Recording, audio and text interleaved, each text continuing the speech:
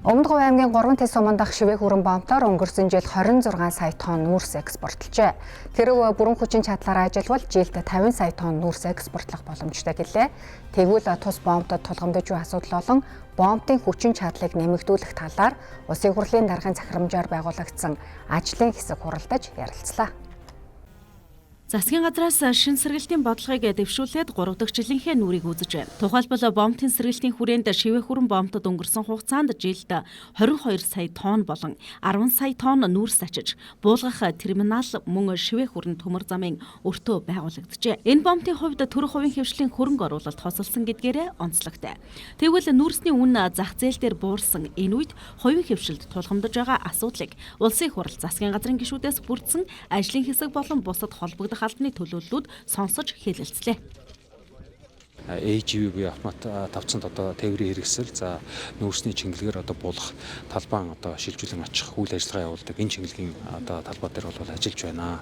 Тэгэхээр энд бол хувийн хвшлийн хийсэн хөрөнгө оруулалтыг хэрэгцээ үед баталгаажуулах, эдгээрийн үйл ажиллагааг хэвээ явуулах шаардлагатай зөвшөөрөл аливаа зүйлийг тодорхойлох шаардлагууд бол байна. Тийм учраас энэ бомтын хуулийг маш арилтаа баталж энэ хэрэгцээ орчин баталгаажуулж өгснөөр энэ бизнесийн үйл ажиллагааг дэмжих илүү гацаагүй явуулахын нөхцөлийг бүрдүүлэх юмаа гэж бас газар дээр нэлж байгаа шүү дээ үзэж байна. 25 онд 26 сая тонноос буулгахгүй гэж ярьж байгаа юм байна. Тэгэхээр энэ 7 урхаа маань одоогийн хүчин чадлаараа ажиллаад 26 сая тоннд хүрэхгүй юм шүү.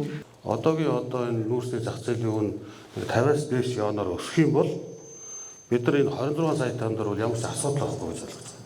Яг бол манай уур хариуцлагын хүчин чадал бол 26 биш 25 биш.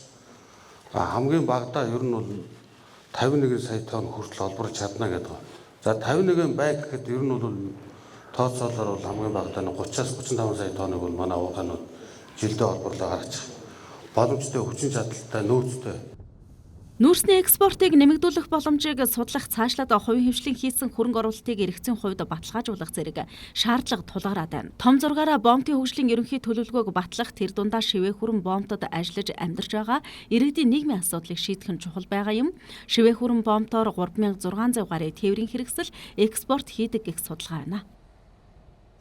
Энэ чинь сумын харьяанд байгаа учраас сумын хувьсах зардлаар энэ усуудад ижүүр хэмжээний үйлчлэгээ үзүүлэх боломж байхгүй. Тийм учраас энэ бомтын асуудлыг бол тусад нь бие даасан байдлаар авч үзэж эдгээрт зориулсан тусгай нийгмийн үйлчлэгнүүдийг бий болгох шаардлагатай. Өөрөөр хэлбэл энд амьдарч байгаа ажилтаа албаа ахчдын үр хүүхдүүдийг бас цэцэрлэгт хамруулах, эрүүл мэндийн үйлчлэгээр хангах, замун гамшигын болцсогүй эрсдлээс хамгаалах, гамшигын үйлчлэгийг бий болгохын тулд онцгой байдлын анги нэгжийг бий болгох гэх мэтлээ ийм ажлуудыг хийх ёстой гэж бодож байгаа.